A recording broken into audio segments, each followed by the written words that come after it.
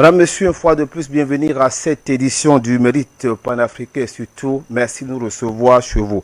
Eh bien, pour discuter donc de ces deux thématiques, nous avons autour de nous dans ce studio des invités que vous connaissez très bien, des noms et des voix que vous aimez bien suivre sur les antennes de la chaîne de télévision panafricaine Afrique Média. Alors, professeur, je vais commencer par vous, professeur Jean-Paul Bellec, panafricaniste. Bonsoir et bienvenue à cette édition. Merci de m'avoir invité une fois de plus. Donc bonsoir à tous mes compagnons sur le plateau, bonsoir à ceux qui seront sur Zoom qui nous voient de présenter. Bonsoir à l'équipe technique, bonsoir à tous les téléspectateurs du Mérite panafricain des chefs d'État. Merci beaucoup à vous, professeur. C'était un plaisir de vous avoir sur ce plateau du Mérite panafricain. Ça se passe sur la chaîne de télévision panafricaine Afrique Média. Jonathan Batengene, vous êtes sociopolitiste. Merci d'avoir accepté notre invitation. Bonsoir et bienvenue. Bonsoir, Monsieur Mouchili. Bonsoir à mon grand frère, surtout un maître, le professeur Mbelek, parce que ce n'est pas tous les jours qu'on a un maître sur un plateau de télévision. Bonsoir à tous les copanélistes. Vous allez présenter un illustre aîné. Et aussi ceux qui sont dans le Zoom. Bonsoir à tous les panafricanistes. Bonsoir à tous les inconditionnels de ce programme, les véritables héros du panafricanisme. Parce que c'est vous, depuis vos domiciles, depuis vos maisons, qui, par voie de transmission orale, a mené le voisinage à adhérer à ce combat. C'est vous les héros. Et c'est vous qui, dans les rues, portez le combat pour que nous réussissions l'objectif assigné. Bonsoir à tous les techniciens, parce que si vous avez une qualité d'image impeccable à la retransmission, c'est eux les héros aussi. Bonsoir à la direction générale, aux autorités du Cameroun, surtout aux forces de sécurité et de défense, garants de notre sécurité, nous ici panélistes, mais également la chaîne Afrique Média et garant de l'unité de l'intégrité territoriale camerounaise. Jonathan Batengene, sociopolitiste. Merci beaucoup, Jonathan, d'avoir accepté notre invitation. Alors, juste à côté de moi, docteur Dominique Yamtimba, économiste, écrivain. Docteur, bonsoir et bienvenue à cette édition du Mérite panafricain. Bonsoir, Sidiki Mouchili, et merci de m'avoir invité une fois de plus. Voilà. Docteur, c'était un plaisir de vous avoir sur ce plateau. Alors, je vous présente, vous êtes économiste, je l'ai dit, vous êtes surtout aussi écrivain parce que vous écrivez beaucoup. Alors, votre dernière parution, c'était un ouvrage extrêmement intéressant. Alors, le titre est en Bassa. Bassa, c'est une langue ici au Cameroun, et je crois qu'en français c'est la parole et l'action. Mais je voudrais bien beaucoup plus donner le titre tel qu'il est. Il est écrit sur cet impressionnant ouvrage que je voudrais bien vous inviter à nous en dire quelques mots. Docteur Dominique Yamtimba. Alors le livre s'intitule Pot-Mbo Kimbon. C'est ça, voilà. Vous êtes bien débrouillé. Merci beaucoup. Pot-Mbo Kimbon. Voilà. Donc en gros, ça veut dire la parole et l'action. Oui. L'idée est de partir aujourd'hui de notre posture de simple analyste politique, de simple voix, pour devenir des acteurs de la transformation de l'Afrique. Nous avons beaucoup parlé, nous avons dit beaucoup de choses, et il est temps de les implémenter. Dans cet ouvrage, nous avons pris pour prétexte et contexte une romance, une relation d'amour entre Pot, un jeune homme, et Kibon, qui rencontre une jeune femme qui s'appelle donc Kibon. Et tout au long de leurs échanges, de leurs discussions, ils abordent différents thèmes. Le franc CFA, la question foncière en Afrique, la gestion de nos villes, les problèmes de polygamie ou les problèmes de l'homosexualité. Les questions des réflexions sur nos constitutions en Afrique, mais également beaucoup d'autres sujets comme par exemple la faiblesse des réflexions de gens comme les Adam Smith qu'on présente comme étant les fondateurs de l'économie moderne, mais globalement, s'il y a une vision, une projection pour dire aux Africains qu'il est temps de faire les choses à notre façon. De manière générale, c'est une restauration de notre propre mode de vie, de notre civilisation. Et cette restauration-là doit nous donner le socle le plus solide à partir duquel nous devons pouvoir nous projeter. Je vous prends 2 ou 3 exemples. Le premier, on vous dira, oui, il nous faut un parlement, ce parlement peut être bicaméral ou monocaméral. Donc, monocaméral, juste une assemblée nationale. Bicaméral, il nous faut un Sénat, il nous faut une assemblée nationale. On va mettre un quota. Les femmes, on va leur donner 30% des... Non, c'est pas comme ça que ça se passe dans l'Afrique traditionnelle. Chez nous, il y a un collège des femmes et un collège des hommes. 50-50, parce que l'homme et la femme sont radicalement égaux. En tout cas, il n'y a pas une supériorité. Donc la question du genre, vous voyez que ça ne devrait même pas se poser dans nos pays. Et je prends pour preuve le fait que Pharaon, et je passe sous le contrôle de quelqu'un qui lui parle couramment l'égyptien ancien, pour ce Mbelek, Pharaon ne désigne pas une personne comme roi ou empereur en Europe ou dans la civilisation de l'ethnie européenne désigne une personne. Pharaon, en fait, ça désigne une maison, une famille. Donc, tout est chez nous, une famille, c'est un homme et une femme. Et donc, ce sont eux, la maison royale, qui, en fait, dirige le pays, mais ce n'est pas une personne comme ça qui dirige et qui fait tout. Vous avez beaucoup de choses, évidemment, le franc CFA, nous rappelons quels sont ses problèmes, et en insistant, en démontrant en quoi il faudrait que notre peuple puisse s'en débarrasser pour pouvoir se développer. Nous disons beaucoup de choses sur les questions économiques. Vous pouvez avoir le père d'un jeune homme qui est régisseur, qui travaille dans les régies financières. Forcément, il va se rendre compte à un moment donné que les ressources que l'État engrange, la collecte, les recettes fiscales de l'État ne suffisent pas pour satisfaire tous les biens. Et ce jeune homme-là, qui est tout le temps, il entend les discussions de ses parents qui sont des inspecteurs de régie financière, va finir par croire que la rareté est une question essentielle en économie. C'est faux. L'économie, ce n'est pas la science de la rareté, ça n'a rien à voir. La rareté n'intervient que très rarement là-dedans. L'économie, c'est la science de comment produire et comment répartir de façon optimale. C'est tout. Si vous faites ça, vous produisez de façon optimale et vous répartissez de façon juste. Voilà l'économie. La rareté n'a rien à voir là-dedans. Et pour peut-être prendre un dernier sujet qu'on va rencontrer là-dedans, la question de la terre dans tous les pays d'Afrique, c'est une confiscation de la capacité économique qui est quand même criminelle. Pourquoi les terres des pays africains devraient appartenir aux États qui existent depuis 60 ans, alors que ces terres appartenaient à nos nations historiques, à nos États historiques depuis des millénaires? Pourquoi ça appartient à un État? Et il y a quelque chose d'assez extraordinaire qui se produit souvent qu'on appelle la déclaration d'utilité publique. La déclaration d'utilité publique, c'est un transfert de ressources économiques des États historiques, de nos nations historiques, vers un nouvel État qui s'appelle nos États modernes, lesquels États finissent par s'accaparer donc des ressources, donc de la ressource ultime dont disposaient nos États historiques, pour en faire la propriété d'autres personnes, puisque les terres qui sont prises du fait des déclarations d'utilité publique finissent par être partagées entre les hauts fonctionnaires et les commis et les dirigeants politiques. La conséquence, mais pourquoi est-ce que la terre qui est la garantie ultime, sinon pourquoi les gens iraient conquérir des terres? Mais c'est la garantie ultime. Allez dans n'importe quelle banque, vous voulez un crédit, on va vous demander un titre foncier. Parce que c'est la garantie ultime. Donc chaque fois que quelqu'un vous prive de vos terres, il vous prive de votre capacité économique. Et donc nous disons aux Africains, si nous faisons les choses telles que nos ancêtres les ont toujours faites pour créer de la paix et de l'harmonie, on n'a pas à acheter de la terre. Parce que si vous achetez de la terre, vous êtes en train de dire à cette personne, je m'installe là et désormais ça m'appartient, vous n'avez rien. 2, il ne faudrait pas que la terre appartienne aux États. La terre, pour y accéder, que vous soyez un individu, une entreprise ou un État, vous ne pouvez y accéder que par une mise à disposition de cette terre-là par les propriétaires historiques. Vous voyez que ça change beaucoup de choses. Les gens vont s'enrichir, j'illustre et je sors. Prenez partout où il y a les mines, où il y a l'exploitation forestière. Imaginez que les terres appartiennent à nos États historiques et que quand vous venez installer une mine d'or, de cuivre, d'uranium, de diamant, prenez n'importe quelle mine, et que cet État historique-là, donc nos peuples, que les autres appellent les tribus, de façon méprisante, que ces gens-là aient entre au minimum 15%, mais parfois jusqu'à 35% de votre mine, de votre exploitation forestière, vous imaginez, vous voyez tout de suite comment les gens sortent de la misère.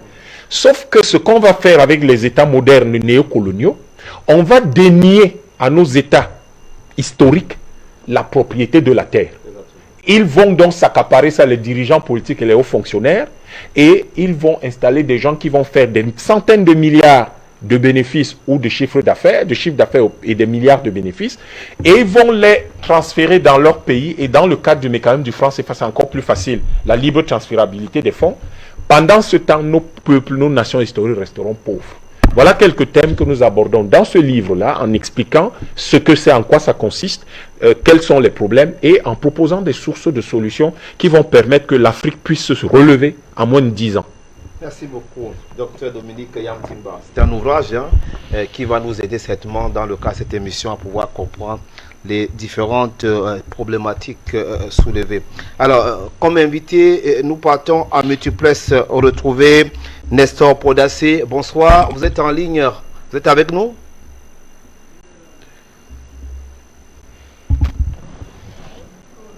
Alors, Nestor, quelques soucis avec votre micro. Est-ce que vous pouvez activer votre micro, s'il vous plaît? Ok, bonsoir à tout le monde. Bonsoir à mes co-panélistes.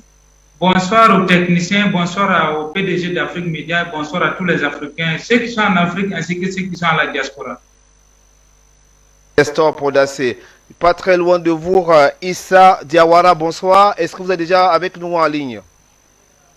Oui, bonsoir à vous. Bonsoir au docteur Yann Timba, bonsoir au professeur Mbelek, bonsoir à mon frère Jonathan Batingeno au plateau, bonsoir à tous les Cameroun de nous avoir permis d'avoir une chaîne qui puisse parler africain. Donc bonsoir à tous ceux qui suivent Afrique Média à cet instant et nous disons vive l'éveil de conscience de l'Afrique et merci surtout pour l'unité qui est en train de se retrouver, l'unité qui est en train d'être constituée de toutes les parts en Afrique. Merci. Issa Diawara, je vais commencer par vous puisque votre micro est ouvert. Alors, nous allons commencer donc par cette grogne des populations sur le continent africain face à la France et sa politique en Afrique. Après le Mali, le Burkina qui est de nouveau secoué par la mobilisation de la société civile, de certains partis politiques et surtout des populations qui ne veulent plus de rapport entre leur pays et surtout la France. Comment vous expliquez cela, Issa Diawara, vous qui êtes en Afrique de l'Ouest? Oui, mais il faut expliquer cela par une prise de conscience qui est en train de se généraliser, qui est en train d'être généralisée d'ailleurs. Ce n'est pas que le Mali. Vous savez, partout en Afrique, nous avons à peu près les mêmes aspirations. Nous avons à peu près les mêmes besoins. Chacun de nous aspire à une vie meilleure. Et si nous savons que notre vie meilleure est prise en otage et que nous sommes obligés de nous jeter à la mer ou à l'océan Atlantique pour essayer de rejoindre les pays de celui qui nous a volés, ça passe pas. Nous avons tout pour que l'Afrique se suffise à elle-même. Qu'est-ce que nous avons à envier? En quoi des Africains seraient devenus des ouvriers en France, en Allemagne, un peu partout en Europe? C'est parce que l'Afrique se laisse voler, c'est de cela qu'il est question. Ce qui est en jeu aujourd'hui, c'est l'existence même de l'Afrique. C'est la survie de l'Afrique contre la survie de l'Europe. C'est ce qui se joue dans ce monde. C'est-à-dire la survie de plus l'Afrique va réussir, plus l'Occident va s'affaiblir. Or, plus l'Occident est fort, plus l'Afrique est faible. Est-ce que les pays africains sont résignés à rester dans un état de précarité? Non. On fait de nous artificiellement pauvres et faire de la France artificiellement riche, par exemple. Or, naturellement, c'est nous qui sommes riches, c'est la France qui est pauvre. C'est ça, c'est ce qui ne passe pas. C'est un peu ça l'incohérence. Donc, les peuples africains sont en train de se réveiller. Je pense l'Occident est victime de son propre complot. C'est comme ça qu'il faut analyser la situation de façon globale, de façon générale. C'est l'Occident en venant ici en nous imposant son école et aujourd'hui en nous imposant en tout cas certaines de ces choses culturelles et autres, au lieu que l'Afrique utilise l'école des Blancs et autres pour être aliénés culturellement totalement et oublier l'Afrique, aujourd'hui vous et moi nous discutons en français bien sûr pour renverser la France, c'est de cela qu'il est question. Aujourd'hui, nous sommes en train de positiver certaines choses. La France pensait nous avoir tenu déjà plusieurs années-lumière en arrière et que nous n'allons jamais pouvoir nous réveiller, rattraper notre retard. Aujourd'hui, je dis, tant le peuple français que le peuple malien, le peuple camerounais et le peuple burkinabé, nous avons à peu près les mêmes aspirations. chacun de nous veut vivre, chacun de nous veut une vie meilleure. Et chacun de nous veut être en sécurité. C'est de cela qu'il est question. Fini les temps où on avait besoin de tuer 20 esclaves pour faire plaisir à un seul blanc. Ou prendre 100 familles africaines pour faire fonctionner une seule plantation en Amérique. C'est un révolu, fini le temps de la colonisation. Nous sommes dans un monde où chacun veut réussir. C'est de cela qu'il est question. Donc comprenez que c'est le tour du Burkina. Le lendemain, vous aurez un autre pays africain et ça ne va pas s'arrêter. Et plus nous allons continuer d'avancer, plus vous allez voir le vrai visage, le visage réel de l'Occident. L'Occident va se montrer beaucoup plus cruel encore. D'ailleurs, la dernière attaque au Mali, on a vu des légionnaires français blessés au combat. Ça va continuer, l'Occident va avancer à grands pas et mettez tout ça aussi dans une guerre globale, une grande guerre que nous avons entre les blocs des pays qui se veulent libres, qui veulent un monde multipolaire, contre le bloc des pays qui veulent un monde unipolaire avec les États-Unis en tête. C'est de cela aussi qu'il est question. Est-ce les agissements, les agitations de l'Occident vont empêcher l'Afrique de se réveiller, vont essayer en tout cas de nous intimider? Et je pense que non, le réveil du peuple africain est brutal pour l'Occident, mais ce ne l'est pas pour nous. Nous sommes attendus, c'est longtemps que nous attendons cela. C'est longtemps d'ailleurs qu'Afrique Média et autres médias panafricains, autres panafricains travaillent dans ce sens. Donc ici, pour nous, en Afrique, c'est la concrétisation de plusieurs années de travail, un travail abattu à l'ombre, un travail que les gens ont préparé soigneusement, l'éveil de conscience. Et d'ailleurs, cela va continuer. Plus le Burkina, ça va prendre de l'ampleur là-bas, plus un autre pays sera influencé. Aujourd'hui, beaucoup de pays, en tout cas, sont en train de voir comment le Mali bénéficie des avions de combat que nous avons eu peut-être le temps d'en parler sur les plateaux avant que cela ne soit fait. Des avions de combat et beaucoup d'équipements qui sont restés secrets défense qui ont été cachés, qu'on ne doit pas dévoiler au grand public. Mais avec la France et autres, est-ce que le Mali pouvait avoir un avion de combat? Mais jamais la France n'a livré un seul avion de combat au Mali. Et d'ailleurs, le seul avion qu'on avait acheté, la France avait confisqué cela. Donc, dans des tels, maintenant, nous sommes dans un partenariat gagnant-gagnant. Tous les pays veulent aller vers ça. Personne ne veut rester esclave. C'est de cela qu'il est question.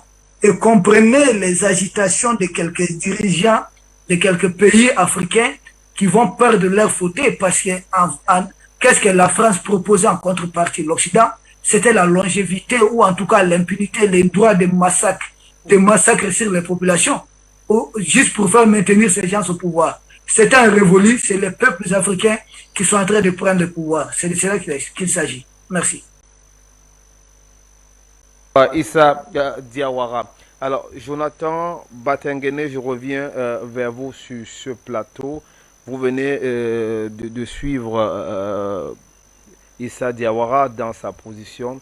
Alors, je le disais, la grogne des populations à l'heure qu'il est sur le continent africain face à la France et sa politique en Afrique. Hier, c'était le Mali. Aujourd'hui, c'est le Burkina Faso qui est pratiquement secoué par des mobilisations de la société civile, de certains partis politiques et des populations. Alors, quelle est un peu votre lecture de ce qui se passe à l'heure sur le continent à travers l'échantillon de ces pays? D'abord, il faut être très clair. L'échec de l'Occident, ce n'est pas l'échec simplement de la France. La France n'est pas la première puissance de l'Occident collectif. La France est peut-être la puissance qui peut se targuer, après l'Allemagne bien sûr, et au XXe siècle l'Angleterre, d'avoir théorisé l'Occident collectif. L'Allemagne, c'est l'Allemagne de Karl Marx. Étrangement, c'est l'Allemagne de Karl Marx qui a accouché de la Révolution française. Et après de Hegel qui a accouché de la Révolution française. Et après Hegel, c'est la France des Lumières qui a accouché de l'Angleterre néolibérale de Adam Smith.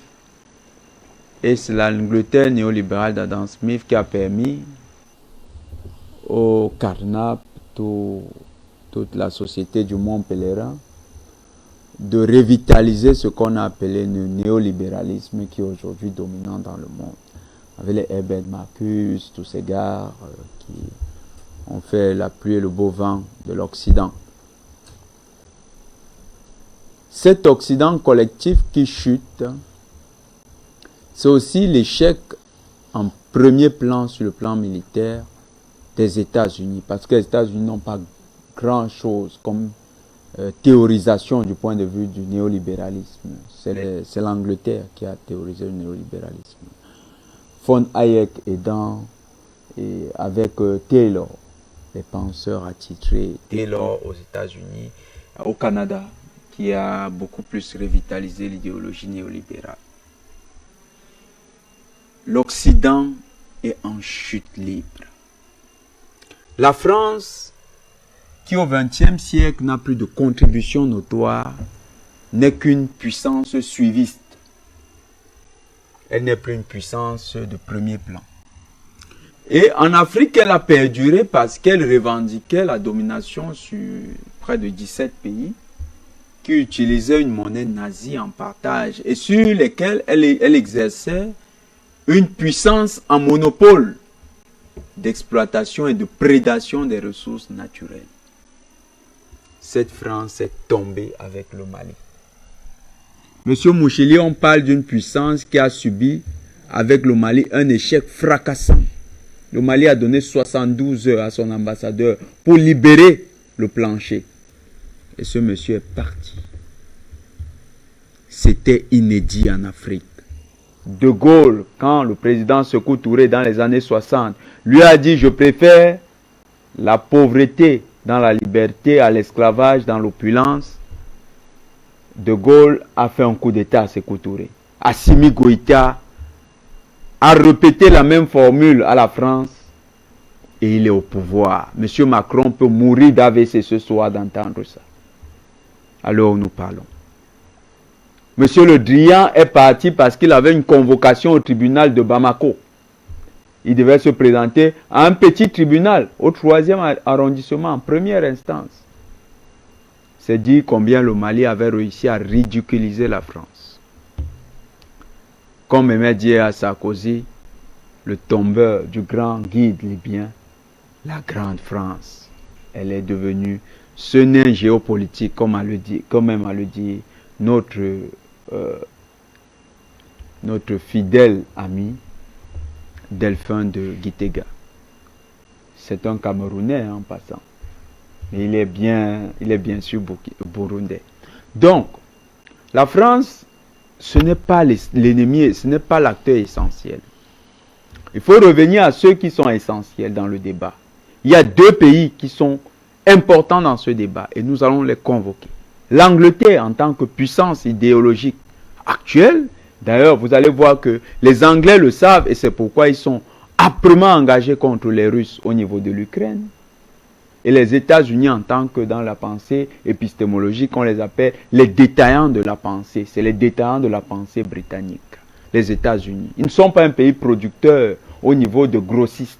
Ils ne conceptualisent pas, ils détaillent la pensée britannique qui a été pensée par Adam Smith. Les États-Unis en tant que détaillants veulent se poser comme étant le meilleur détaillant, mais aujourd'hui comme le détaillant qui se pourvoit du pouvoir de créateur. Les États-Unis sont en chute libre. Ils ont lancé un défi au monde entier, pas aux panafricanistes, au monde entier. Il y a une semaine, la représentante des nations des États-Unis a dit qu'ils allaient sanctionner tout État qui commerce avec les Russes. Madame la représentante des États-Unis, les États africains vont collaborer avec les Russes. Nous allons acheter les produits russes et nous verrons ce que les États-Unis vont faire. Si les États-Unis veulent tomber, qu'ils s'attaquent à l'Afrique. Nous n'avons pas peur des États-Unis, nous le disons. Les Arabes ont combattu les États-Unis. Aujourd'hui, les États-Unis ont peur d'eux. Les États-Unis ne font pas n'importe quoi en Orient à cause de ce que les Arabes leur ont fait. Les États-Unis ne peuvent pas faire quelque chose en Afrique. La France n'est plus une puissance parce que le Mali a défait la France. Monsieur Moucheli, on ne parle plus de la France. La France, c'est devenu la serpillière. Non, beaucoup moins que la serpillière de l'Afrique. Parce qu'une serpillière, ça sert à nettoyer le sol. Mais la France, ça ne sert plus même pas à nettoyer le sol africain. La France est devenue une puissance tellement néfaste qu'elle ressemble au charançon qu'on éradique avec des produits, des pesticides. La France n'a plus sa place en Afrique. Les États-Unis, par contre, veulent, comme on dit en Afrique, au quartier, de manière triviale, je dis au quartier, on dit, ils veulent tester l'Afrique. Les États-Unis veulent tester l'Afrique. Les États-Unis sont en train de jouer leur déclin mémorial en Afrique. Le président Biden, qui prend les comprimés pour tenir debout pendant qu'il fait ses conférences de presse, veut jouer l'avenir des États-Unis en Afrique. Nous n'avons pas peur. Et nous disons à nos chefs d'État, n'ayez pas peur. Les populations africaines sont avec vous. Nous allons combattre les États-Unis avec vous. Nous allons défaire les États-Unis avec vous. Les États-Unis ne sont pas en guerre contre la Russie et la Chine, comme ils disent. Ils sont en guerre contre le monde. Pourquoi? Parce que les États-Unis, pays de réfugiés occidentaux, européens, les États-Unis ont été faits par les protestants qui étaient chassés, les méthodistes. Il faut lire Max Weber, l'éthique protestante et l'esprit du capitalisme, les méthodistes, les calvinistes, tous ces Européens qui étaient chassés pour la liberté de conscience, sont allés aux États-Unis, à la ruée vers l'or. Et là-bas, ils ont constitué un nouvel État. Cet État, ils l'ont fondé sur la croyance en Dieu. C'est le premier principe de la déclaration d'indépendance des États-Unis, la croyance en Dieu. Ces gens ne croient plus en Dieu parce qu'ils ont autorisé l'homosexualité. Ils ont autorisé des pratiques contre nature. Aujourd'hui, ils sont un peuple voué à l'abandon spirituel. Les États-Unis n'ont plus cette option. Les États-Unis ont perdu leur essence. Les États-Unis ne sont plus la première puissance mondiale. Aujourd'hui, quand le président Biden s'exprime, il a trahi la pensée d'Abraham Lincoln. Il a trahi la pensée de tous les pères fondateurs des États-Unis, de Benjamin Franklin et tous les autres. Le président des États-Unis n'incarne plus qu'un idéal porté par des gens qui n'ont aucune conviction humaniste. Le monde ne doit pas avoir peur des États-Unis. Et nous disons aux Africains, préparez-vous. La prochaine bataille, c'est contre les États-Unis. Nous en avons fini avec la France. Vous savez, les soldats maliens qui ont éliminé les soldats français lors de la bataille de Tessit, c'est un signe. La France ne vaut plus rien. Un légionnaire en Afrique, ce n'est pas 20 soldats africains. Selon les Français, un légionnaire vaut 40 soldats africains. Faites donc 7 légionnaires fois 40. Ça vous fait le chiffre. Et d'après vous, Jonathan, pour entrer, c'est tout ce que vous venez de dire, c'est ça qui explique la grogne des populations aujourd'hui à travers le continent Les africain. populations africaines sont en train d'exprimer leur courage vis-à-vis de la grande bataille qui est en train d'être menée dans le monde. Nous, populations africaines, et toutes les populations africaines que vous voyez, expriment leur courage. Les populations africaines ne sont pas en train de dire la France. Le sentiment qui se développe en Afrique est un sentiment anti-impérialiste. Les populations africaines disent non à l'impérialisme. Les populations africaines sont en train de se révolter contre l'impérialisme porté par les États-Unis qui exploitent illégalement le sous-sol syrien à l'heure où nous parlons. Ils disaient qu'ils apportaient la démocratie en Syrie. C'est l'exploitation illégale, la contrebande et le banditisme qu'ils organisent en Syrie. Ils ont dit qu'ils apportaient la démocratie en Irak. C'est la contrebande et le banditisme qu'ils ont apporté en Irak. C'est ça que les populations africaines dénoncent. Nous sommes opposés à cette exploitation illégale des ressources en RDC, République démocratique du Congo, par les États-Unis. C'est ce qui est porté par la rue africaine.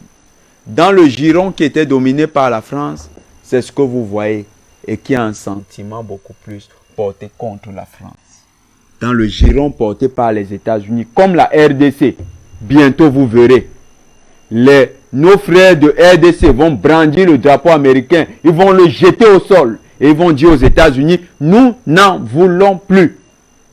Parce que ce sentiment impérialiste que ces puissances ont porté, c'est de ça que nous en avons ras-le-bol. Merci beaucoup.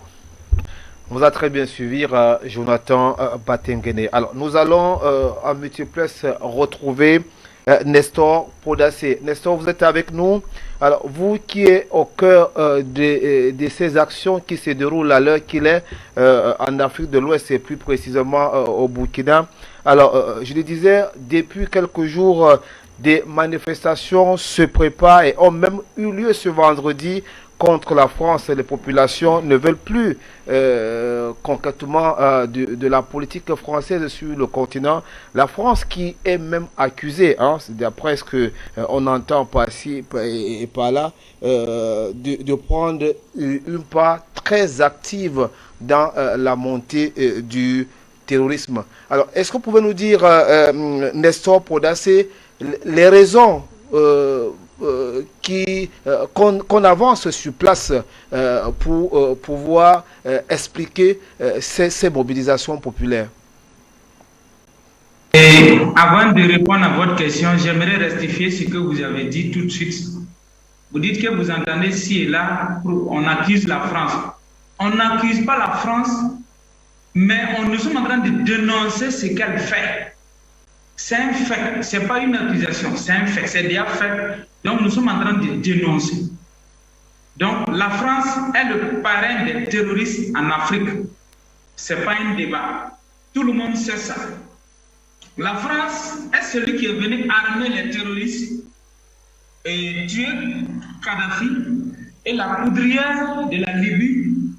Quand le verrou est sauté, à partir de la Libye maintenant, ils sont venus déstabiliser le Mali, ainsi de suite le Niger, le Burkina, aujourd'hui le Bénin, le Togo, la Côte d'Ivoire, le Nigeria, le Cameroun même est touché par une partie du terrorisme, parce qu'à cause de la France, la Centrafrique, le Tchad a subi aussi les attaques terroristes. Donc, tous les pays attaqués, colonisés par la France, la majeure partie sont attaqués du fait des terroristes. Au Burkina Faso, la France est le parrain des terroristes. C'est moi qui le dis et je l'assume, j'ai mes preuves. Si la France dit que c'est faux, que la France envoie un de ses représentants à Mondiovision sur le plateau de télé ou radio, on va faire débat public. La preuve est que je suis allé donner une note à l'ambassade de France pour leur dire vous êtes les terroristes qui nous tuent ici, dégagez de chez nous. La réponse à ma doléance, c'est de me mettre sur la fiche rouge numéro 1 des jeunes burkinabés. De 2, ils cherchent à me tuer. Alors donc je leur dis qu'ils ne pourront pas me tuer parce que la France est vaincue aujourd'hui et à jamais. Donc la France est celui qui arme les terroristes. La France a une base militaire au Burkina Faso. La France, c'est pour ça que nous avons bloqué le convoi français, le convoi militaire français l'année passée ici au Burkina Faso. Parce que la France passe par ce convoi de l'enfer, de la mort, pour aller ravitailler les terroristes. C'est pour cela que nous disons à la France de bouger le Burkina Faso. Aujourd'hui, nous avons organisé une manifestation pour marcher devant l'ambassade de France au Burkina et à Ouagadougou et à Bobo-Dioulasso devant le consulat. Alors, hier matin, nous avons été rassurés par les autorités, mais dans la soirée, nous avons été notifiés que non, la marche n'aura plus lieu, que vu des raisons de sécurité. Alors que nous avons fait une demande de couverture sécuritaire en bonne et due forme pour que nous puissions manifester dans la discipline sans dégâts. Alors, à ma grande surprise, qu'est-ce qui se passe? Il y a la sécurité pour venir faire blocus au niveau du consulat de la France à Bobo-Dioulasso pour nous empêcher d'atteindre le consulat pour manifester. Et il n'y a pas de sécurité pour couvrir notre manifestation. Vous voyez comment nos autorités ne sont pas honnêtes avec eux-mêmes. Deuxièmement, nous sommes obligés de nous replier aux jardins de Renaissance pour faire la déclaration et repartir pour manifester notre colère au niveau des places qu'il faut à Modo. Arrivé là-bas, il y a encore la sécurité qui nous demande de laisser le lieu et de ne pas affrontement avec nous. Nous, sinon, on a dit nous sommes sortis pour dénoncer la France gentiment et calmement. Ce n'est pas dans la violence. C'est pourquoi nous avons décidé de replier. Mais vendredi qui vient, je lance défi que nous allons sortir encore. Et là, s'ils nous empêchent, les gaz, là, nous n'avons pas peur de ça, nous allons affronter. Aujourd'hui, nous avons décidé d'être pacifiques. Et nous allons encore réintroduire une nouvelle demande pour ressortir vendredi prochain parce que nous avons demandé, nous avons décidé de marcher maintenant chaque à la satisfaction de nos plateformes revendicatives. Tant que notre plateforme n'est pas satisfaite, on ne va plus s'arrêter, on va aller jusqu'au bout. C'est décidé, c'est ainsi, nous allons aller jusqu'au bout. Alors donc au niveau de Ouagadougou aujourd'hui, nous avons eu des camarades blessés, nous avons eu des camarades qui ont été violentés, qui ont reçu des gaz lacrymogènes. Et notre coordinatrice du mouvement M30, Moni Elikam, était obligée de se réfugier au palais des justices parce que c'était à côté de l'ambassade. Tellement que les policiers la pourchassaient avec des gaz, elle était obligée de se réfugier à ce niveau-là. Et malgré tout ça, les policiers voulaient poursuivre encore pour aller la chercher à l'intérieur du palais de justice. Et les CRS et les GSP, les gardes de sécurité pénitentiaires se sont opposés. Et cela ne peut pas se faire. Actuellement, où je suis en train de vous parler au niveau de Ouagadougou, nous avons des camarades qui sont à l'hôpital, nous avons des camarades qui ont été blessés, violentés par la police. Alors nous disons à Damiba d'arrêter, nous ne sommes pas des brigands, nous ne sommes pas des violents. Nous sommes sortis pour manifester notre colère.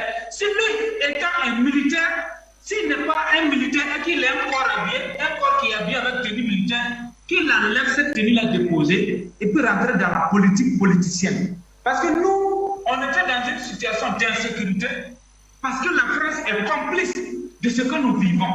Et si lui n'est pas complice, qu'il se démarque de la France dès maintenant. Parce qu'aujourd'hui, nous avons fait avertissement. Vendredi encore, nous allons ressortir.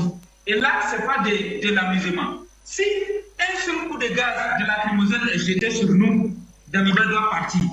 Voilà, nous ne sommes plus l'heure de la récréation est terminée.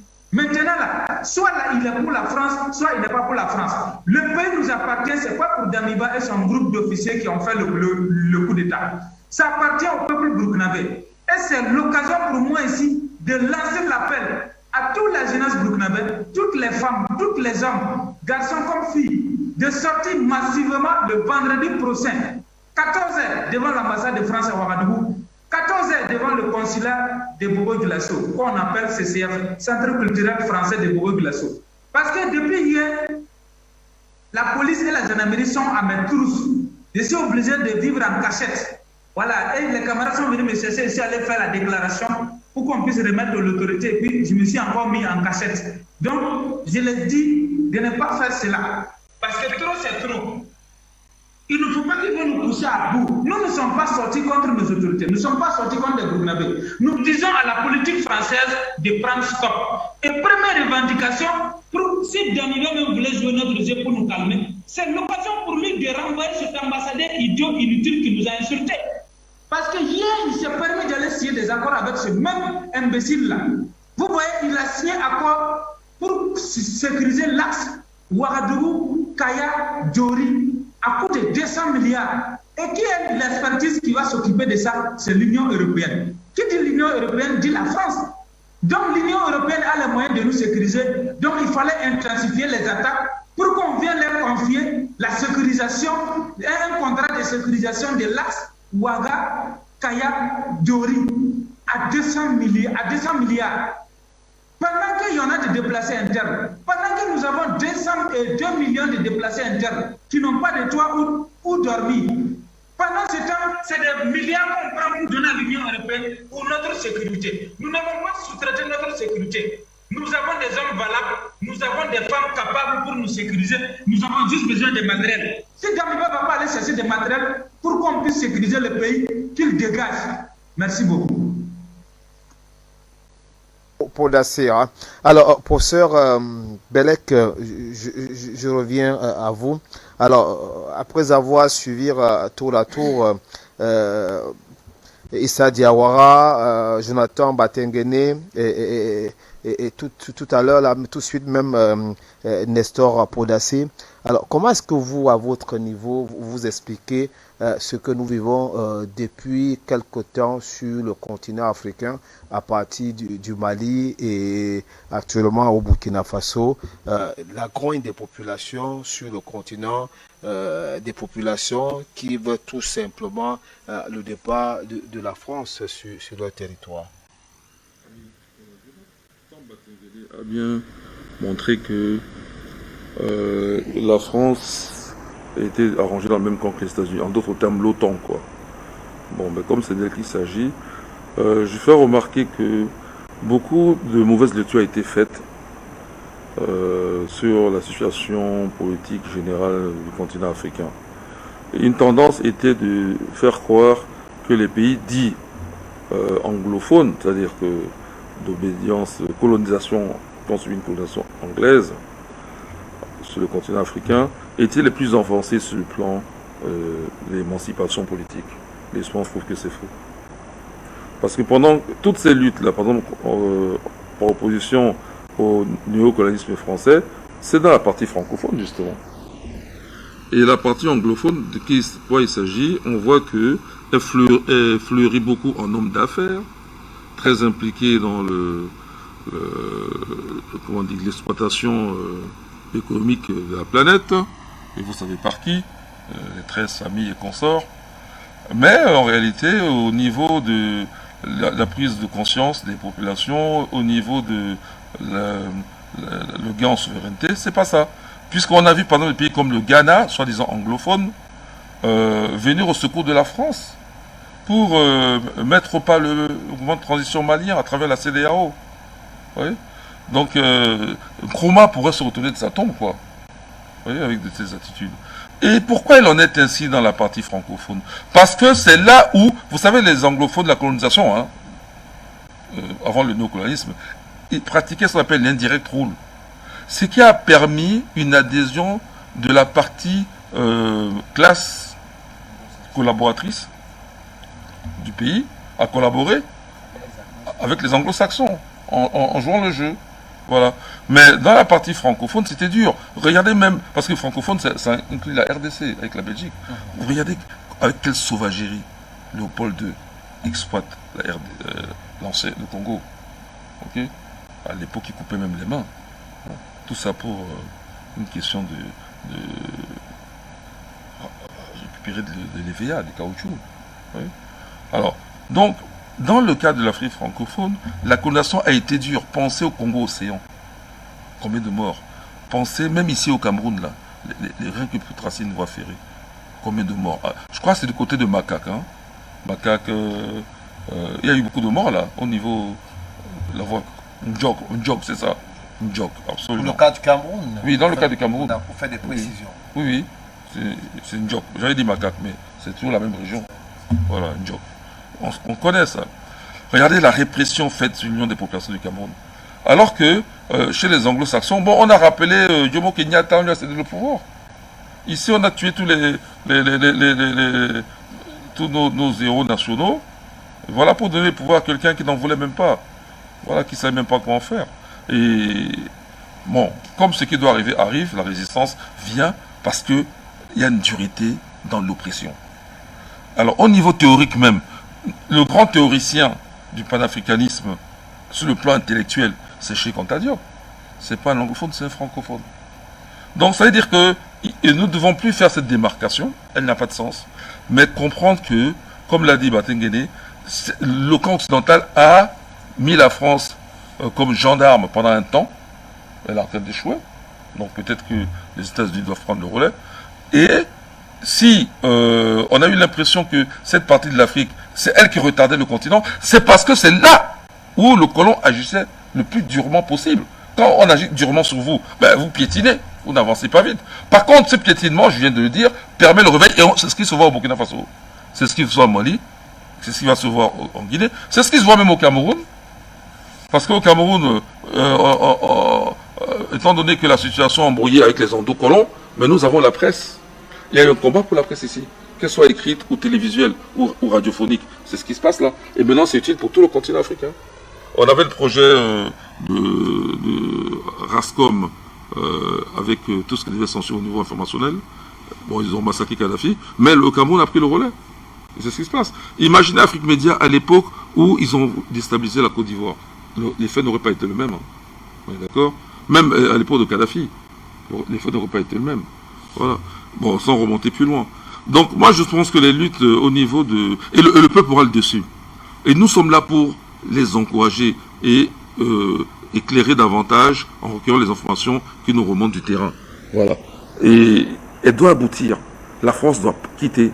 Et qui dit la France, nous n'oublions pas les États-Unis et consorts. Ils doivent quitter le sol africain. C'est pas seulement le Burkina Faso, ce n'est qu'un début. Le sol africain. Nous ne voulons plus, puisqu'ils nous ont démontré depuis au moins 62 ans de néocolonialisme, depuis au moins, rajoutant encore 40, voire 50 de colonialisme, hein, et même plus ailleurs. Je pense à l'Algérie, par exemple, c'est encore beaucoup plus. Hein.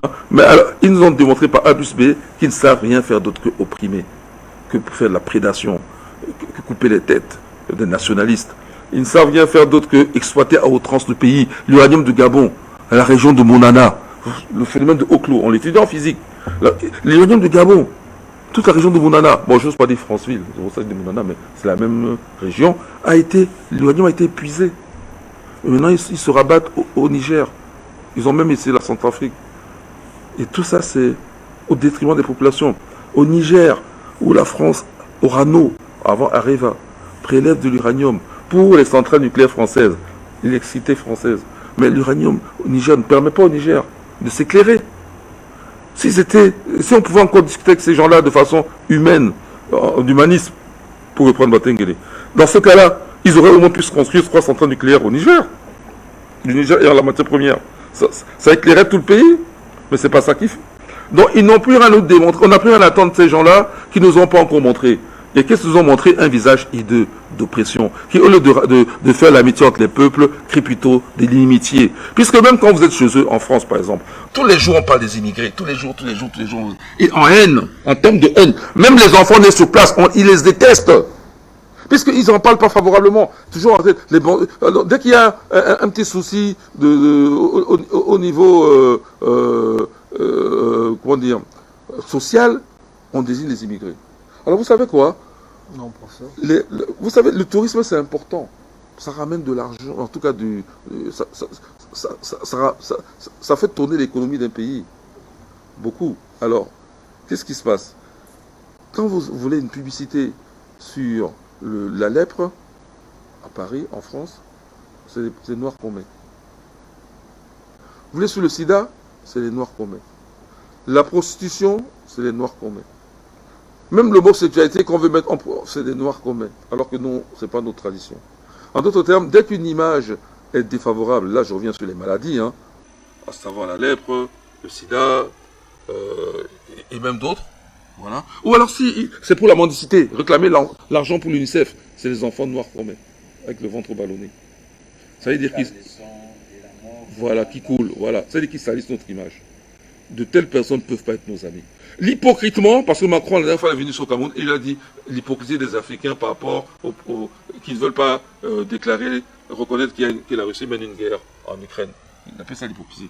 Mais est-ce qu'il y a plus d'hypocrite que celui dont on appelle... Pourquoi il n'a pas parlé d'hypocrisie à l'époque où les pays africains, les États, je nuance, à l'époque où les États africains parlaient de nos partenaires français, de nos amis français. Alors que vous voyez bien que ces amis-là, c'est la prédation. Ces amis-là, c'est la tromperie. Ces amis-là. Maintenant, le terrorisme, voilà pourquoi les populations n'en veulent plus. Il est clair que nous avons compris que le terrorisme vient d'eux. Même le terrorisme en France vient de l'État français. Même le terrorisme, ce sont des opérations sous faux drapeau. Des Français même le savent, le reconnaissent et ont même écrit dessus. Je dis, hein, le terrorisme en Afrique, Boko Haram, par exemple, c'est la France. Combien on n'a pas attrapé des troupes des Français dans les chars. Alors, et la France, les deux, de toute façon on ne se sépare pas. Voilà.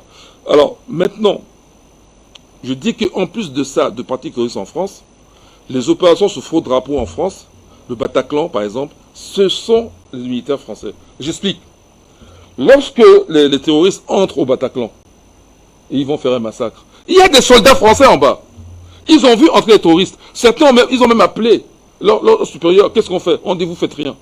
On tire au Bataclan. Les enfants sortent pas. Il y en a qui sont sortis par la fenêtre. Les militaires sont en bas, ils les voient, non? Et pourquoi ils n'interviennent pas? Jusqu'à ce que toute l'opération soit terminée. Maintenant, ils viennent abattre ceux-là pour qu'ils ne parlent pas. Les terroristes.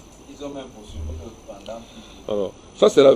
Je dis, hein, je ne mens pas. C'est Afrique Média, Mbelek parlait sur Afrique Média et jetterait l'opprobre à travers ses paroles sur Afrique Média. C'est pas vrai. Parce que ce que je dis là est vrai. Je vous dis que même les Français ont écrit là-dessus. Ce sont des opérations sous faux drapeau. Et nous avons ça commencé avec Hollande et Macron continue l'affaire. Donc s'ils le font chez eux, ils le font chez nous. Sauf que nous, qu'est-ce qu'on dit maintenant? Ça suffit. D'accord. Plier bagage laissez-nous tranquilles. Et s'ils ne le veulent pas, vous savez comment ils vont partir? Les deux pieds devant. D'accord, on a compris. C'est votre avis, professeur Bellec. Qui est partagé par les populations. D'accord, on l'a vu. Déjà, il y a des manifestations. Merci beaucoup, professeur.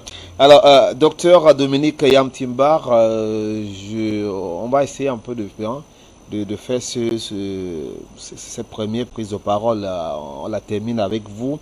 Alors, on a suivi, tous les panélistes sont d'accord que les populations africaines sont en train de se réveiller. Alors moi je vous posais la question, est-ce que les manifestations dans la rue de votre point de vue sont vraiment signe de réveil? Et pourquoi et comment? Réveil contre qui? Est-ce que les Africains dormaient? Si nous posons la question comme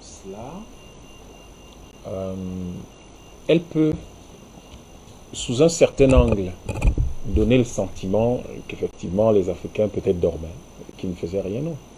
Nestor Podacé a prononcé une phrase, oui, au milieu de tout ce qu'il a dit, qui était, Issa Diawara aussi d'ailleurs, qui était des phrases extrêmement intéressantes, quelque chose qui a été soigneusement préparé.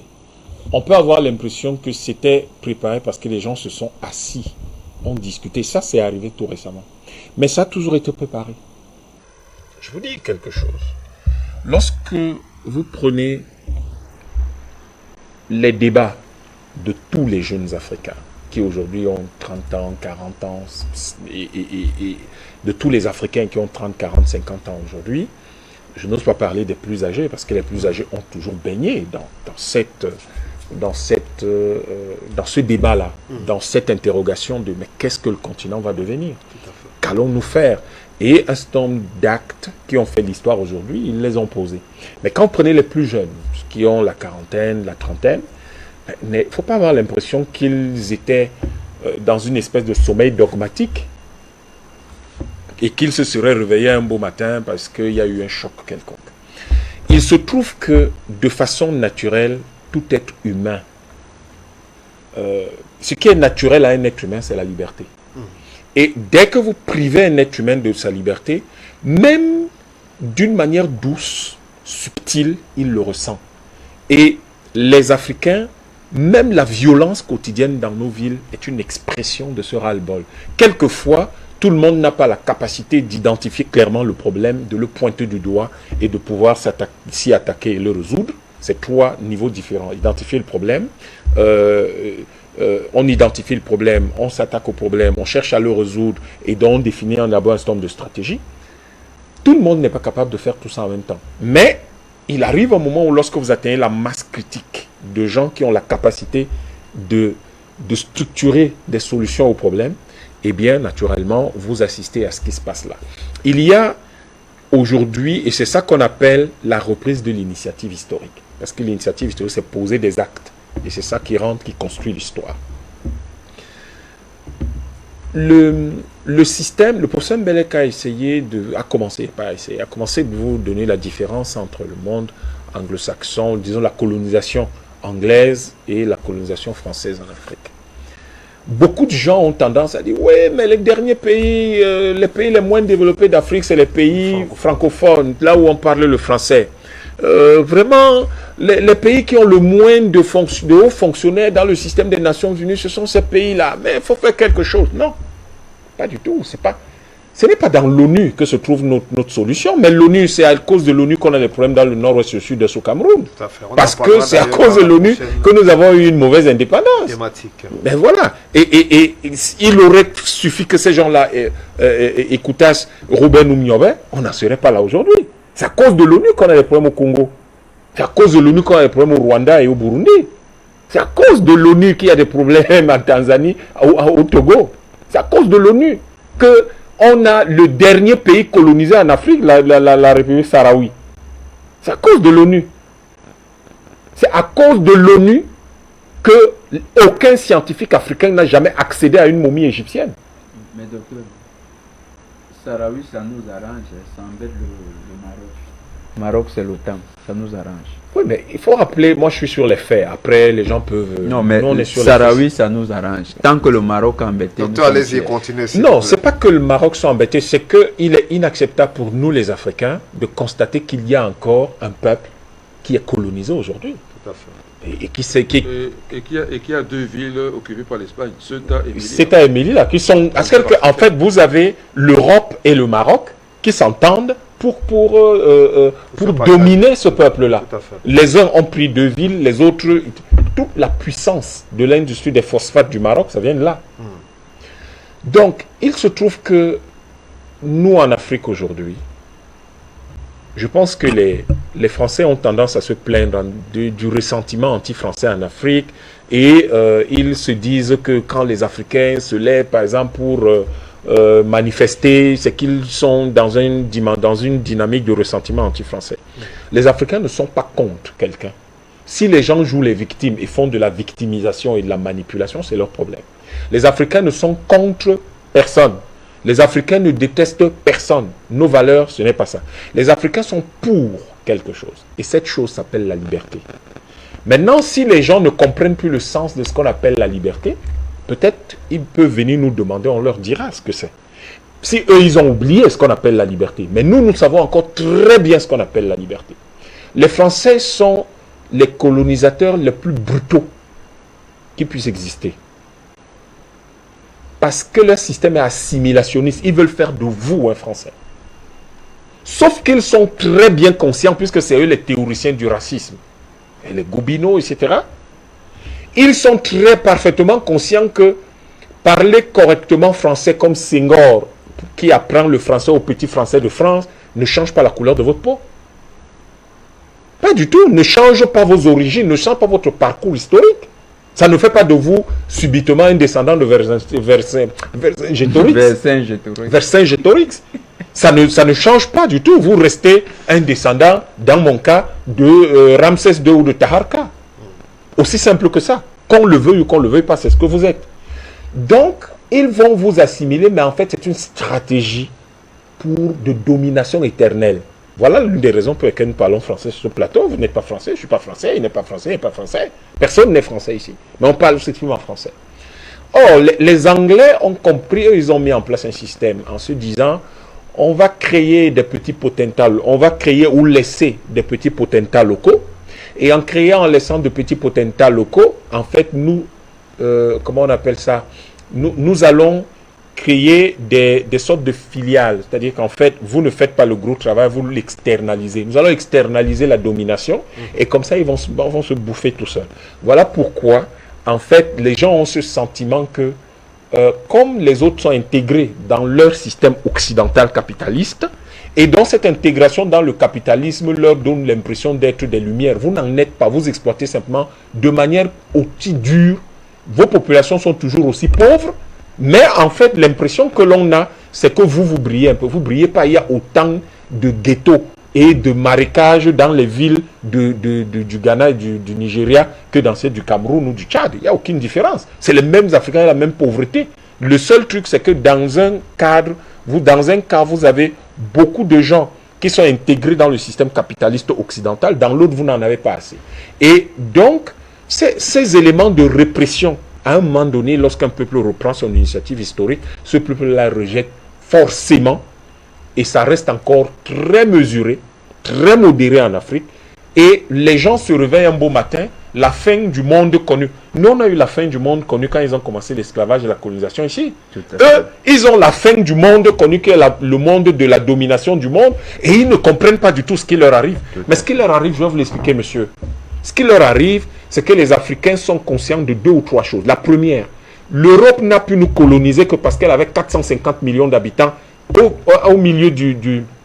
le milieu du 19e siècle. Et ils nous avaient tellement martyrisés, nous avons perdu plus de 200 millions de personnes et la reproduction a été arrêtée et nous étions à presque 100 millions d'habitants en Afrique. Quand quelqu'un a 4 fois plus d'habitants que vous, vous ne pouvez pas résister, il va vous coloniser, vous n'avez pas de force. La deuxième chose, les Africains se rendent compte qu'en 2021, ils ont exporté 33% des matières premières que la planète tout entière a exportées. Monsieur, à $1 le kilo de matières premières, on aurait encaissé 33 000 milliards de dollars, 2 fois le PIB de l'Union européenne. Vous avez l'impression que les gens sont bêtes et qu'ils ne savent pas tout ça. Et donc, les gens se disent, mais si nous avons la capacité d'avoir 2 fois le PIB de l'Union européenne, n'en plaise à Tidjane Thiam, qui a dirigé une grande banque en Europe, qui est raconté partout avec Zingzou que l'Afrique est pauvre, l'Afrique est machin. Nous, je parle de faits. Je ne suis pas en train de dire que l'Afrique est potentiellement pour avoir beaucoup de minerais. Je suis en train de dire ce que l'Afrique a exporté réellement. Donc, nous sommes en réalité le continent le plus riche. Nous sommes beaucoup plus riches que la plupart de ces pays. Nous aurions pu être 1,5 fois aussi riches que les États-Unis ou la Chine, 2 fois plus riches que l'Union européenne. Comment on fait pour nous appeler continent pauvre? C'est ça que la jeunesse d'aujourd'hui comprend. Et dit, ah non, vous allez arrêter ça. Parce que là, nous, il faut que nous profitions de ce qui sort de chez nous. Parce que ces gens-là se sont quand même levés pour dire que notre PIB de tout le continent, c'est 6 700 milliards. C'est-à-dire à peine un cinquième de ce qui était seulement, pas encore notre PIB, mais seulement les revenus d'exportation. Troisième chose dont les gens se rendent compte. Afrique Média, ça n'existait pas il y a 20 ans. La seule radio qui réunissait les Africains, que ce soit ceux du monde où on parle le français ou l'anglais, ils l'ont tué. Africa numéro 1. Aujourd'hui, regardez bien tout le continent, nous n'avons aucune radio continentale. C'est une urgence, parce qu'on peut écouter la radio au fin fond de tous les villages. Il faut que les Africains, donc, développent aujourd'hui une autre chose, c'est qu'ils apprennent à parler entre eux. Depuis que nous sommes sur ce plateau, vous constatez que nous parlons entre nous. Nous ne parlons pas à quelqu'un, nous parlons entre nous. Et ça, la première chose que ces gens-là ne veulent pas, c'est que nous parlions entre nous. Voilà pourquoi quand vous allez à l'UEMOA, pour aller d'un pays à un autre, c'est un problème. Lorsque les Maliens et les Burkinabés commencent à parler, c'est un problème pour eux. Parce que ce qui s'est passé au Mali peut se passer au Burkina. Lorsque les Camerounais et les Tchadiens, les Camerounais et les Gabonais commencent à se parler, c'est un problème pour eux. Parce que s'ils le font, c'est dangereux. Mais sauf que là, l'Afrique centrale va devenir la CEAC, on va dissoudre la CEMAC. Et que dans la CEDEAO, il est fort possible que d'ici 10 ans, si nous nous mettons au travail, nous allons avoir 2 États sous-régionaux extrêmement puissants. Parce que les deux là représentent 55% des matières premières exportées dans toute l'Afrique. Vous comprenez ça? Tout à fait. Ça veut dire que ces deux-là seulement, leurs revenus d'exportation équivalent au PIB des États-Unis. Voilà la puissance de l'Afrique. Pas la puissance rêvée, imaginée. Pas la puissance manipulée dans les discours, mais la puissance réelle. Réelle. Donc, en fait, ce à quoi nous faisons face aujourd'hui est tel que nous disons à Vladimir Poutine les appelle nos partenaires. Nous disons à nos partenaires de l'OTAN, nous n'avons aucun ressentiment contre vous, de l'Occident et de l'OTAN, de l'OCDE, de l'OSCE. Nous n'avons aucun ressentiment contre vous. Ça ne nous intéresse pas. Nous avons mieux à faire. Ce que nous avons aujourd'hui, c'est que nous sommes dans une dynamique de libération de notre continent et de notre peuple. Nous sommes dans une dynamique de construction et de développement de notre continent et de notre peuple.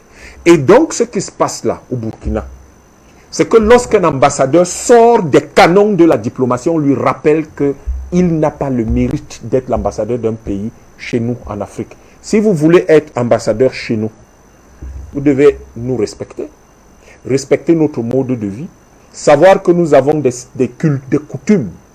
Les ambassadeurs français sont les seuls dans nos pays à croiser les pieds devant nos chefs d'État. Ça ne se fait dans aucun... Je mens. Est-ce que ça se fait dans votre village? Pour Saint-Bélec, je me trompe. Batengene, je me trompe, jeune frère. Tu as tout à fait raison. Je ne peux pas croiser les pieds devant le professeur Mbelek, il est mon aîné. Vous ne pouvez pas croiser les pieds devant le PDG d'Afrique Média, il est votre patron. Ça ne se fait pas en Afrique. On n'a même pas raison devant eux. Ça ne se fait pas en Afrique. Donc les gens viennent ici, ne se rendent pas compte qu'ils choquent la conscience africaine tout le temps. Les jeunes Africains du Burkina sont en train de demander leur liberté, sont en train de demander à leurs autorités de se battre pour qu'il y ait davantage de sécurité et de bien-être. Un ambassadeur sort de sa taudière, de son taudis, et il vient raconter que ces gens-là veulent renverser les institutions. Ça le concerne en quoi? Il est burkinabé. Il est burkinabé. Merci beaucoup. Merci Je conclus, pardon. Allez-y. Il n'est pas burkinabé. Et nous avons là un sérieux problème avec nos partenaires occidentaux de manière générale. Ce que nous savons, c'est que de manière inéluctable, qu'on le veuille ou pas, les Africains vont se libérer. Mais c'est ceux qui auront l'intelligence d'aller dans le sens de cette dynamique-là qui resteront en Afrique. Les autres, on leur fermera les portes de l'Afrique. Mais je vous signale, je vous donne un petit chiffre. 40% du PIB de la France vient de l'Afrique. 40%. 40%, la France est environ 2800 milliards d'euros. Enlever 40%. Et c'est ça qui vient d'Afrique. Donc la France, je ne sais pas, se comporte comme un gamin qui a des œufs, qui est allé vendre les œufs au marché, mais commence à jouer. Mais les œufs vont tomber. Et quand un œuf tombe, il fait comment? Il se casse. D'accord, merci. Alors, on vous a très bien suivi. Merci beaucoup à vous, docteur Dominique Yantimba. Alors, avant de retrouver Issa Diawara, Jonathan Batengene, je voulais vraiment transiter par vous avant de retrouver Issa Diawara et très rapidement, parce qu'on a aussi la deuxième thématique à prendre dans cette émission. Alors, on se rend quand même compte, hein, on a suivi Nestor Podassé tout à l'heure, nous dit ce qui s'est passé aujourd'hui au Burkina. Mais on se rend compte quand même que à travers le continent africain, les autorités ne sont pas toujours et à tout moment en phase avec les populations, du moins dans la plupart des cas. Comment comprendre un peu cela? Monsieur Mochili, si vous étiez un Africain, et vous apprenez que la France a tiré avec les canons César depuis le Niger contre les bases militaires maliennes, quelle serait votre réaction? Je vous retourne la même question. Non, la question est tellement pertinente parce que, oui, je vais y répondre. En fait, un pays qui utilise son arme de dernière génération contre un pays qu'il dit être un pays allié, parce qu'il a la honte d'avoir échoué dans ses missions, le mauvais élève qui ne reconnaît pas ses résultats, c'est la France. Par honte, il veut tuer son père ou tuer son enseignant. Voilà le résultat de la coopération avec la France. 42 soldats maliens sont tombés. Nous disons aux Africains, c'est la responsabilité de la France, c'est des canons César qui les ont tués. Voilà ce à quoi la coopération française nous réduit. La trahison, la traîtrise, la compromission, le travail avec les terroristes des prétendus alliés. Pourquoi l'Afrique n'insupporterait pas? Et ce n'est pas moi qui ai écrit le livre. À l'époque, j'étais un fan d'une émission qui passait dans un média mensonge, aujourd'hui que je ne suis plus. Mais malheureusement, à cette époque, et heureusement pour moi, je suivais ce média. Tous les 17 h le dimanche, je suivais une émission qui s'appelait Idée. RFI. Benoît Ruel, présentateur, que je considère toujours comme un présentateur culte. Idée. Et un jour en 2012, il recevait un grand penseur suisse, Jean Ziegler. La haine de l'Occident. Tel était l'ouvrage. Et quand il demandait à Ziegler pourquoi on hait l'Occident, il disait on hait l'Occident à cause de toutes ces guerres injustes que l'Occident commet dans le monde arabe, dans le monde entier. C'est Jean Ziegler qui parlait de la haine de l'Occident. Quand Macron vient même en Afrique avec badé d'ignorance, on me dit que c'était le meilleur élève de Jean Ricoeur. Bon, on dit qu'il était proche de quelqu'un qui était proche de Jean Ricoeur. On ne dit pas qu'il était lui-même l'élève de Jean Ricoeur, qu'il était très proche de Paul Ricoeur. J'ai l'impression que c'est un blasphème qui est commis. Parce que Emmanuel Macron ne fait pas sa culture politique présumée. Parce que s'il avait moins écouté les enseignements de Paul Ricoeur, ne commettrait pas des balivernes du genre à venir. Je voudrais vous préciser ma question. Alors aujourd'hui, au Burkina, on a enregistré des blessés. Il y a eu la violence sur des populations. Alors, comment est-ce que vous comprenez cela? On se rend quand même compte que les populations ne sont pas toutes, les autorités ne sont pas toujours en phase avec les populations. Monsieur Damiba n'est pas panafricaniste. Monsieur Damiba, c'est Compaoré. Compaoré, c'est Ouattara. Ouattara, c'est la France. Faites une filiation. Chaque famille a sa filiation anthropologique. Du point de vue de l'anthropologie politique, il y a ce qu'on appelle la parenté à plaisanterie, mais que je transporterai du point de vue politique. Parenté à plaisanterie politique. Damiba, c'est le fils de Compaoré, parce qu'il était le garde du corps de Compaoré. Compaoré, c'est le fils, ou bien le père, je ne sais pas trop, ou bien le cousin ou l'oncle de Ouattara. Et Ouattara, c'est le fils de Macron. Donc, quelque part, Damiba, c'est un neveu de Macron. Et donc, Damiba, du point de vue africain, c'est un fils de Macron, qui est, du point de vue génétique, du point de vue naturel, son petit frère.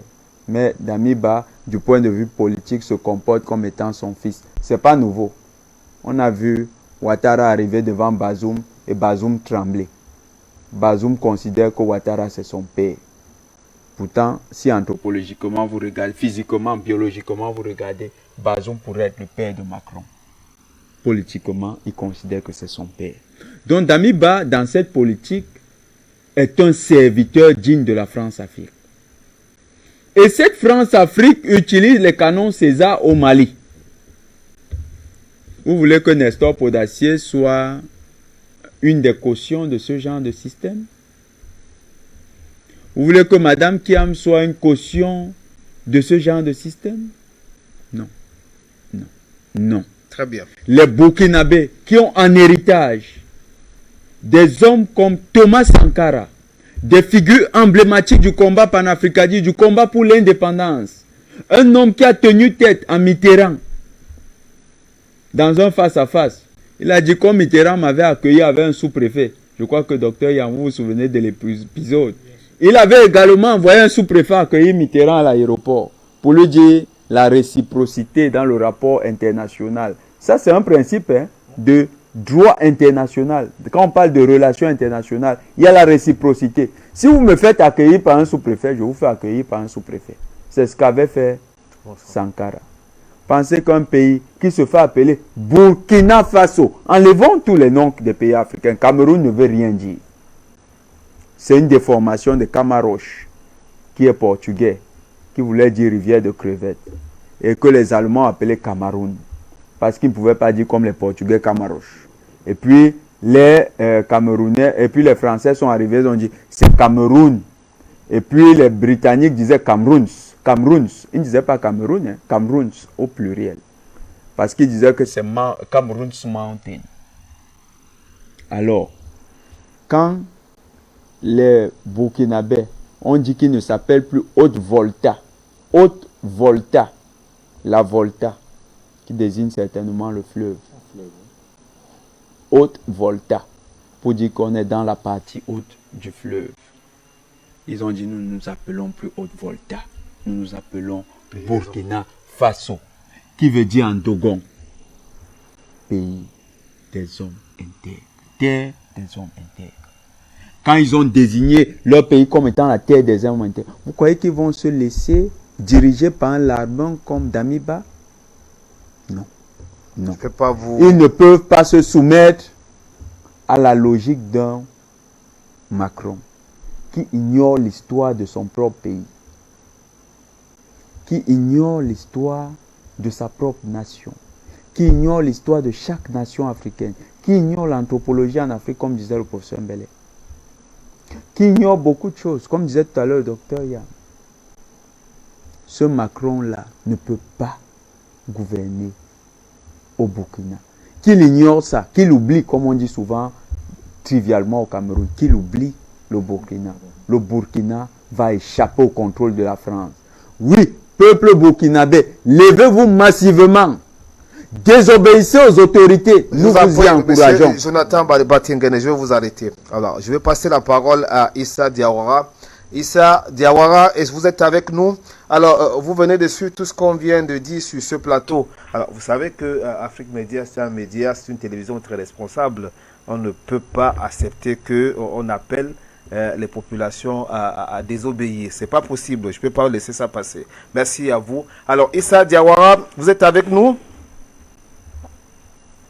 Oui, je suis avec vous. Voilà, merci. Alors, Issa Diawara, avec tout ce que vous venez de suivre, on a envie de savoir jusqu'où aujourd'hui peuvent aller les populations africaines qui sont pratiquement mobilisées pour faire partir la France, peut-être au-delà de la France, des puissances étrangères sur le territoire. Aujourd'hui, qui leur apporte pratiquement plus grand-chose, d'après ce qu'elles pensent ces populations. Les populations vont continuer jusqu'à avoir gain de cause, jusqu'à avoir satisfaction. La question qu'il faudrait se poser pour comprendre cela, c'est pourquoi les populations se sont levées. Nous avons peut-être abordé cela dans l'introduction.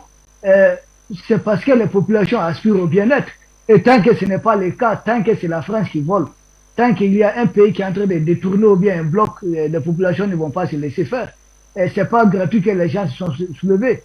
Il y a des prix à payer, même aujourd'hui du côté du Burkina.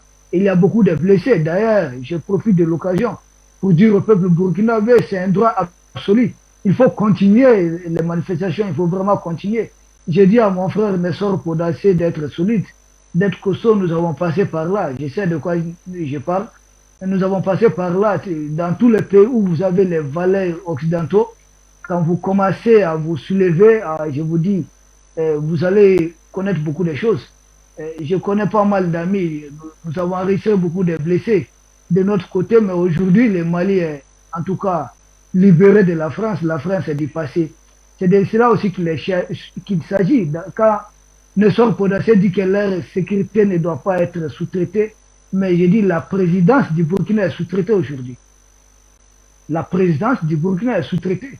Et c'est M. Ouattara qui gère aujourd'hui le Burkina. Ça peut faire mal, mais c'est la triste réalité, il faut accepter cela. Et Ouattara lui-même, il est géré par les services secrets israéliens. C'est de cela qu'il est question. Le Burkina aujourd'hui n'est pas dirigé, en tout cas par le Burkinabé en tant que tel. C'est dirigé par des gens qui ont la nationalité burkinabé, mais pas des gens qui ont la mentalité burkinabé. C'est de cela qu'il est question. Une chose est d'avoir la nationalité d'un pays, et une autre est de savoir être le fils de ce pays. Est-ce aujourd'hui ceux qui sont à la tête du Burkina se comportent, en tout cas répondre aux aspirations du peuple du Burkina? Sinon, comment vous pouvez comprendre le fait de jeter du gaz lacrymogène à des gens qui demandent le départ de l'ambassadeur de France? Ils n'ont pas demandé le départ d'un ministre du gouvernement d'Amiba. Ils n'ont pas demandé le limogeage du chef d'état-major ou quelque chose comme ça. Ils ont demandé le départ de l'ambassadeur de la France. En quoi cela va déranger Damiba? En quoi ça va lui faire mal? Je pourrais dire de tout ce qui se passe à Nessor Podacé pour qu'il comprenne très vite. Damiba a fait son choix. Jusque-là, il était hésitant, il était douteux, il était sceptique, mais il vient de faire son choix. Parce que jusqu'hier, pas plus qu'hier, je disais que si Damiba avait peut-être autorisé cette marche, c'était pour ne pas avoir, en tout cas, ne pas frustrer le Mali, la Russie, parce que Damiba est en train de venir vers le Mali, en train de démarcher la Russie. Damiba joue, c'est un lièvre qui court, en tout cas, sur deux chemins. Donc, c'est un lièvre qui veut, en tout cas, emprunter deux chemins. Donc, je pense là toute la difficulté. J'ai eu à le dire sur l'Afrique Média ici, qu'il ne pourra pas le tenir longtemps dans cette posture. Les peuples africains aujourd'hui, c'est un peuple qui est très exigeant.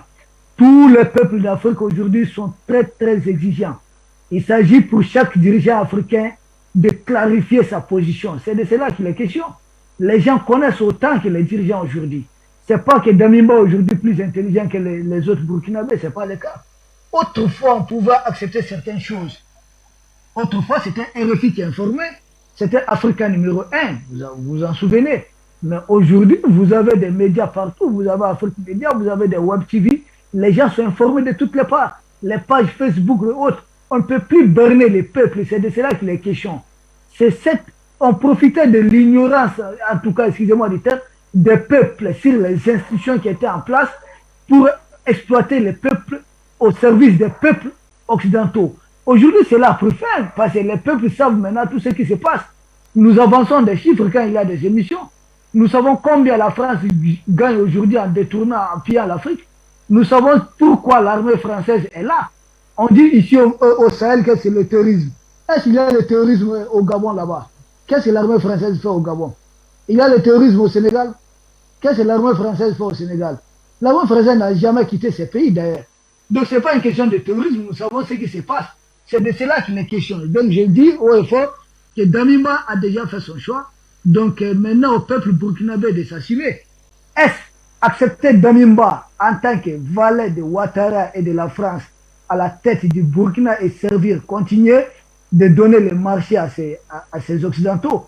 D'ailleurs, l'autre Nessor a parlé de la sécurisation d'une route à 200 milliards qu'on a donnée à l'Union européenne. On est en train de reproduire au Burkina ce qui n'a pas marché au Mali, parce qu'au Mali, il était question d'expérimenter l'Europe de la défense. N'oubliez pas que l'Europe voulait s'émerger un peu de l'OTAN. Donc, Macron était porteur d'un projet qu'on a appelé l'Europe de la défense. C'est pourquoi les forces Takuba ici au Mali D'abord, il fallait avoir leur marionnette au Mali. Ibeka était là. Donc, Ibeka, puisque le nord du Mali, là, c'est plus de 600 000 km².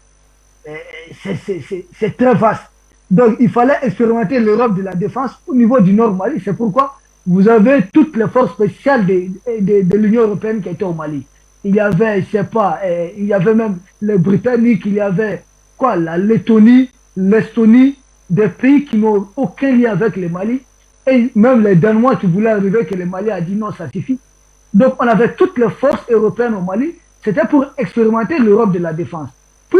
Ces forces-là ont été expulsées du Mali, maintenant ces forces vont reproduire cela au Burkina, cette fois-ci à partir d'une seule route.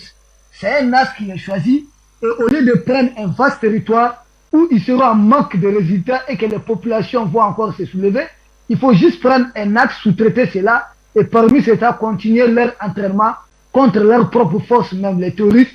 Ils ne vont pas tuer les terroristes, ces gens-là ne tueront pas des terroristes, ça je rassure tout le monde. C'est juste des forces d'entraînement. Donc, expérimenter l'Europe de la défense, comment coordonner leurs opérations, c'est de cela qu'il s'agit. Ils n'auront aucun territoire européen pour expérimenter cela. Il faut expérimenter cela ici en Afrique, tout comme la France a expérimenté ses armes nucléaires en Algérie. C'est de cela qu'il est question. Maintenant, les peuples africains vont continuer leur soulèvement. Cela peut ne pas plaire à la France, mais plus nous avons des besoins, plus nous allons nous soulever. Nous ne pouvons pas nous taire. C'est de cela qu'il est question, messieurs les journalistes. Je vous salue bien. Vous ne partez pas parce que nous allons prendre tout à l'heure, dans quelques minutes, la deuxième thématique. Alors, Nestor Podassé, alors, vous avez suivi, dites-nous un peu.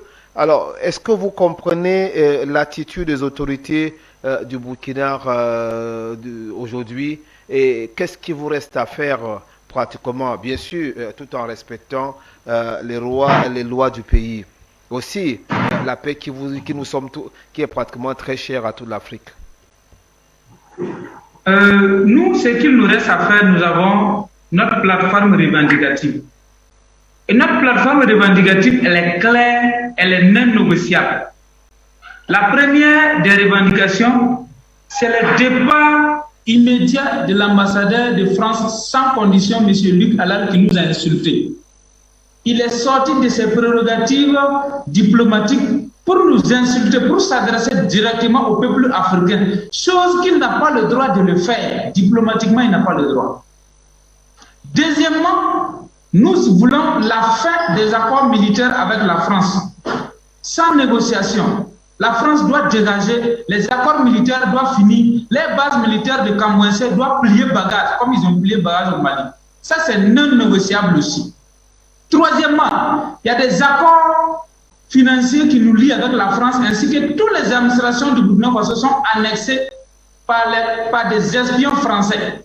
Je vous dis bien, tous les ministères, tous les grands services, toutes les grandes directions du Burkina Faso, même la direction générale de la police, la direction générale de la gendarmerie, l'état-major de l'armée, tous les grands postes stratégiques que vous savez, là où on fait nos passeports, nos célibés, tout est rempli des espions français. Soit disant que c'est des coopérants. Dans tous les ministères, dans toutes les directions, les grandes directions des services, ils sont partout. Et qu'est-ce qu'ils font? Ils permettent aux ministres, aux DG de voler les deniers publics. Et c'est ce qu'il prend, c'est ce qu'il prend comme preuve maintenant pour tenir les soi-disant intellectuels africains à ne pas être contre la France, parce que quand tu vas vouloir dire non, on est contre la France, ils vont enlever ces dossiers-là contre toi. Ferme ta bouche, sinon on va mettre ça sur la toile publique et le peuple va se lever contre toi. Voici comment ils sont. Et ils ont des conseillers même à la présidence. Ils ont un multimilliardaire, je ne vais pas dire son nom, qui vit au Burkina Faso ici. C'est un Français.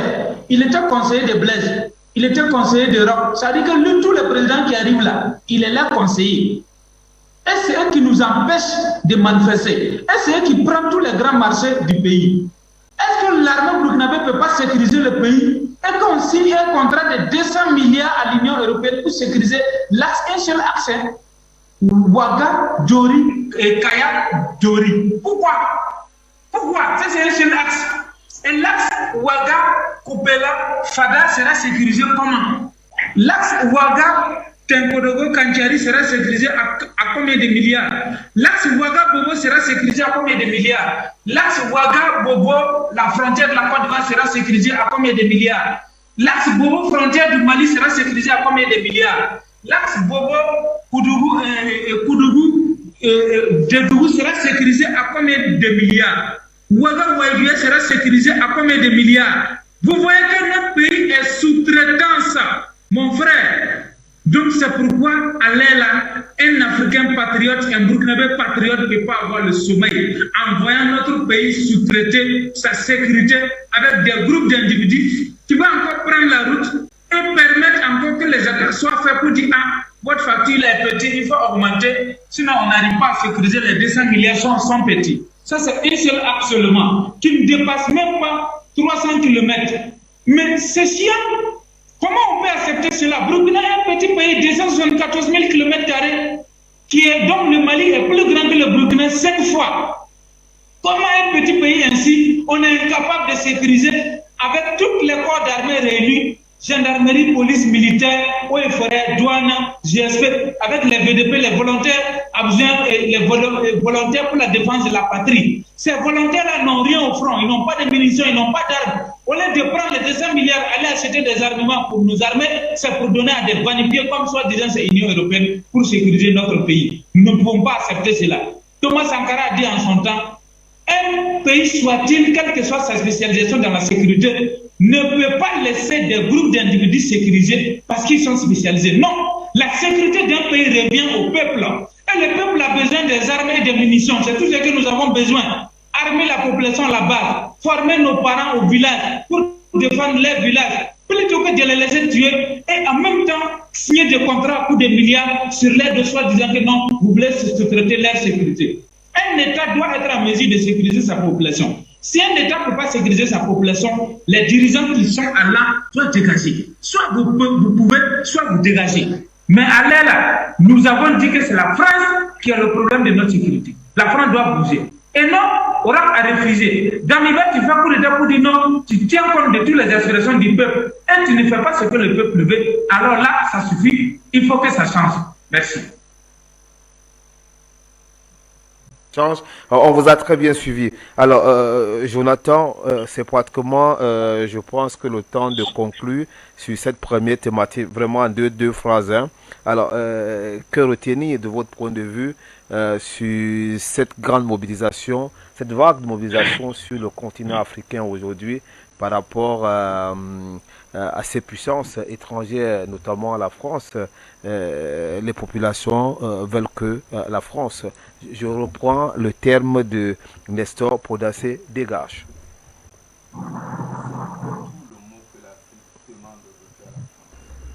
Nous avons deux options pour la France.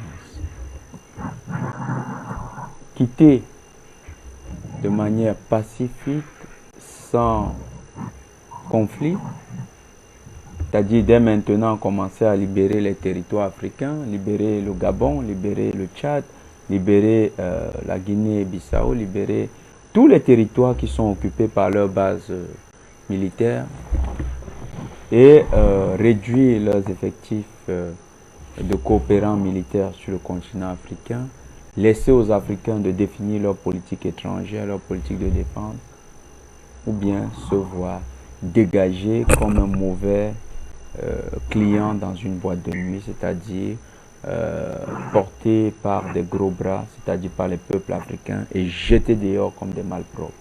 La France a les deux options. Sortir par la petite porte ou sortir par la grande porte. Si la France choisit la petite porte, nous allons la lui servir de manière forte et vigoureuse. Les peuples africains disent à la France, dégage là où la France veut faire la force. Au Burkina Faso, c'est le message clair que la population est en train de porter. Et nous soutenons les populations burkinabées. Merci beaucoup, Jonathan. Alors, docteur Dominique Yamtimba, on le dit aussi simplement sur ce plateau, mais il y en a certains qui pensent quand même que c'est une entreprise assez difficile. Hein, dit dégage, on le dit aussi simplement comme ça, mais quelque part, il y a une certaine résistance sur le terrain. Il y aura forcément et toujours une résistance.